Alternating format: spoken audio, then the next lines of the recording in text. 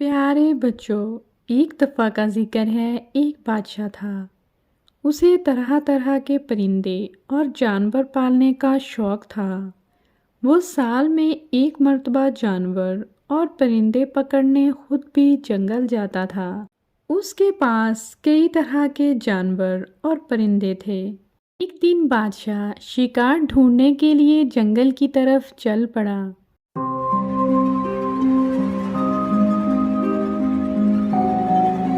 बादशाह चलते चलते काफी दूर निकल आया, लेकिन उसे कोई भी शिकार नजर न आया।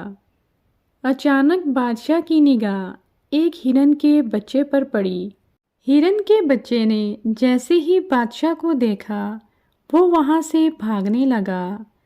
बादशाह भी उसका पीछा करने लगा। हिरन का बच्चा भागता भागता झाड़ियों में गुम हो गया। बादशाह के हाथ नहीं लगा। वो नाउम्मीद होकर लौटने लगा, लेकिन रास्ता भूल गया। हिरन के बच्चे का पीछा करते करते बादशाह अपने साथियों से न जाने कितनी दूर आ गया। उसके चारों तरफ पेड़ ही पेड़ थे। उसने सोचा, यहाँ जंगल में रुकना ठीक नहीं है। किसी एक सिमत आगे बढ़ूं, शायद रास्ता मिल जाए और शाही महल पहुंच जाऊं या अपने साथियों से जा मिलूं। ये सोचकर बादशाह एक सिम्मत चल पड़ा।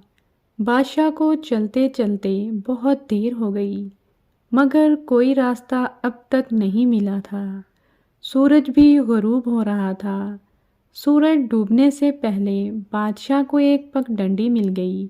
कुछ दूरी पर उसे उजाला नजर आया। बादशाह उसी तरफ बढ़ता गया। करीब पहुंचने पर उसने देखा कि एक झोंपड़ी के आगे एक किसान और उसकी बीवी बातें कर रहे थे। किसान बादशाह को देखकर हैरत में पड़ गया और बोला, बादशाह सलामत, आप यहाँ? बादशाह ने कहा, मैं यहाँ शिकार के लिए आया था। एक हिरन के बच्चे के पीछे भागते हुए रास्ता भूल गया हूँ। अब रात मैं यहीं गुजारना चाहता हूँ। सवेरे चला जाऊंगा। किसान बेचैन होकर बोला, बादशाह सलामत, ये सब आप ही का दिया हुआ है, मगर आप यहाँ कैसे ठहरेंगे? मेरे पास तो एक अच्छा बिस्तर भी नहीं है। बादशाह ने कहा, तो क्या हुआ? अगर मैं किसान होता तो क्या शाही महल के मुलायम बिस्तरों पर सोता? किसान बादशाह को अंदर ले गया। बादशाह ने उससे पूछा, तुम्हारा नाम क्या है? किसान ने कहा, मेरा नाम अमानत है। बादशाह कहने लगा, अच्छा कुछ खाने का सामान हो तो ले आओ, भूख लग रही है। किसान ने कहा, जनाब, मेरे पास आपके खाने के लिए कुछ भी नहीं है। चंद सूखी रोटियां हैं, वो आप खा नहीं सकते। बादशाह ने कहा, मैं खा लूँगा, तुम ले आओ। बादशाह ने खाना खाया और सो गया।